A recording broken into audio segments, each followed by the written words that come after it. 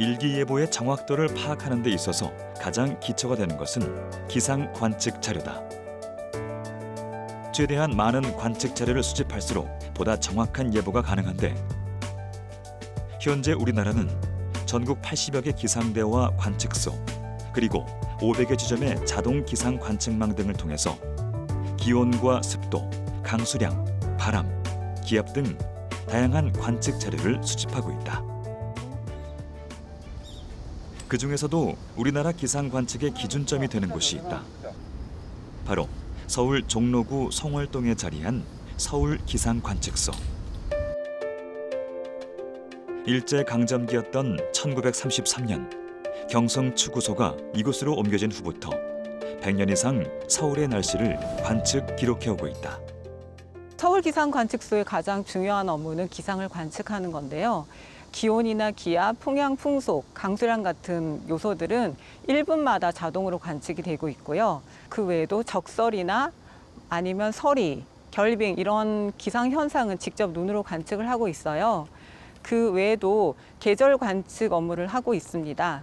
계절 관측 업무라는 것은 그 한강 결빙이나 벚꽃 개화 같은 것들을 관측하는 것을 말해요.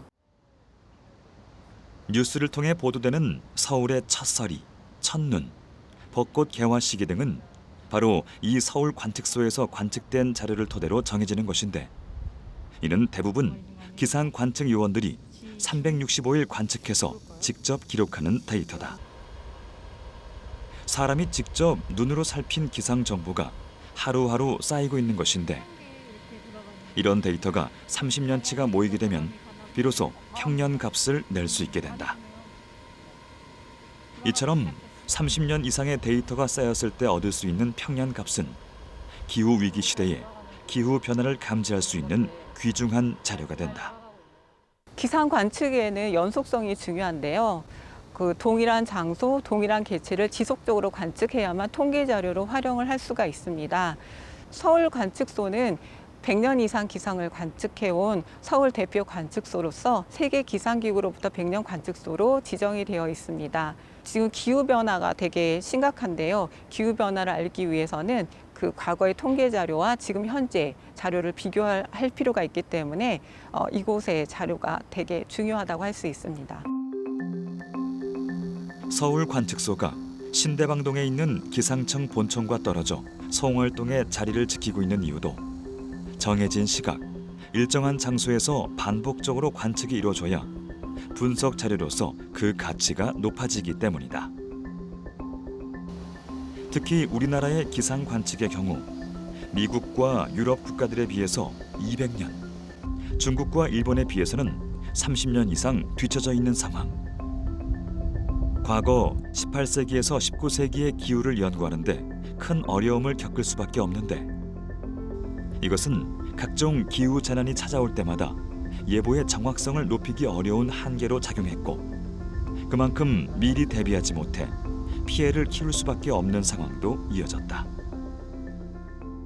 뒤늦게 시작한 건 맞습니다.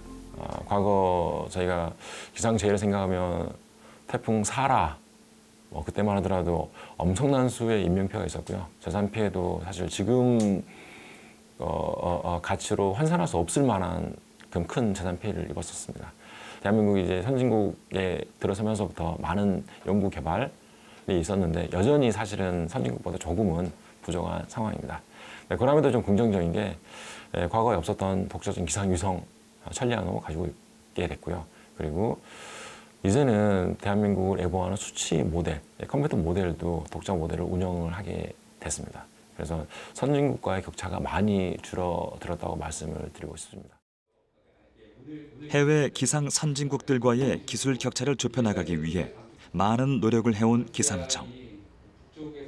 최근에는 우리나라 독자적인 수치 예보 모델 개발에도 성공했는데, 여기서 말하는 수치 예보란 기온, 바람, 습도 등 기상 요소의 관측 시간 변화를 나타내는 방정식을 컴퓨터에 입력해 미래의 대기 상태를 예측하는 것을 의미하는데, 이때 지구를 바둑판과 같이 수많은 사각형의 격자로 나눈 후 격자점마다 대기의 상태와 운동에 대한 방정식을 계산하도록 구성한 것을 수치 예보 모델이라 한다. 우리나라뿐 아니라 전 세계에서 방대한 양의 관측 자료를 수집한 후 바로 이 수치 예보 모델을 통해 미래 날씨를 계산해내고 있는 것이다. 유체 방정식을 이제 탑재해 놓은 건데요. 쉽게 예를 들어서 물건을 떨어뜨릴 때 몇 초 뒤에 도달한다는 거를 계산할 수 있듯이 유체 방정식을 이제 방정식에 풍량, 풍속, 기압, 습도 등을 넣으면 다음이 예상이 됩니다. 실제 운영하고 있는 모델의 종류가 여러 개가 있습니다. 전구 규모의 단위로 크게 꼽을 수 있는 게 ECMWF 유러피안 센터 유럽 모델, UN 모델, UN 모델은 영국 기상청에서 도입이 되었고요. 또 킴 모델은 저희가 자체적으로 개발한 또 모델입니다. 그동안 우리나라는 1950년대 이미 수치 예보 시대를 연 기상 선진국에 비해 출발이 늦을 수밖에 없었고 최근까지 정확도가 높다고 알려진 영국의 해외 수치 예보 모델을 빌려서 사용할 수밖에 없었다. 하지만 1985년 정부 차원의 전산 예보 도입 계획을 수립하게 되었고 30년 만에 비약적인 발전을 이루게 되면서 2020년 4월 국내 독자 기술로 한국형 수치 예보 모델을 개발해 현업에 투입시킬 수 있었다. 우리나라가 미국, 영국, 일본, 중국, 캐나다 등과 함께 세계 9번째로 자체 수치 예보 모델을 보유한 나라가 된 것이다. 근대 대기과학이 시작되고 나서 가장 급격하게 기상학이 발전하고 있는 전 세계에서 발전하고 있는 나라들을 두 나라 정도 꼽는데 우리나라하고 중국이에요. 중국은 우리를 부러워합니다. 우리 자체 개발한 킴 모델. 발전 속도로 따지면 우리나라가 아마 최고일 거예요. 9번째로 만들었는데 잘 만들었다 그랬죠. 이어 기상청은 한국형 수치 예보 모델보다 더욱 고해상도의 기상 정보를 생산할 수 있는 한국형 지역 수치 예보 모델 개발에도 성공해 지난 5월부터 운영하고 있다. 이것은 예보 범위를 한반도 기상에 영향을 미치는 중국과 북서태평양 등의 동아시아 영역으로 한정하는 대신 해상도를 높이고 예보 결과 산술 간격을 1시간으로 단축한 것이다. 그동안 가로 세로 12km 간격으로 예측했던 날씨 정보를 3km 간격, 즉 16배나 더 세밀하게 나눠 관측할 수 있게 됐다.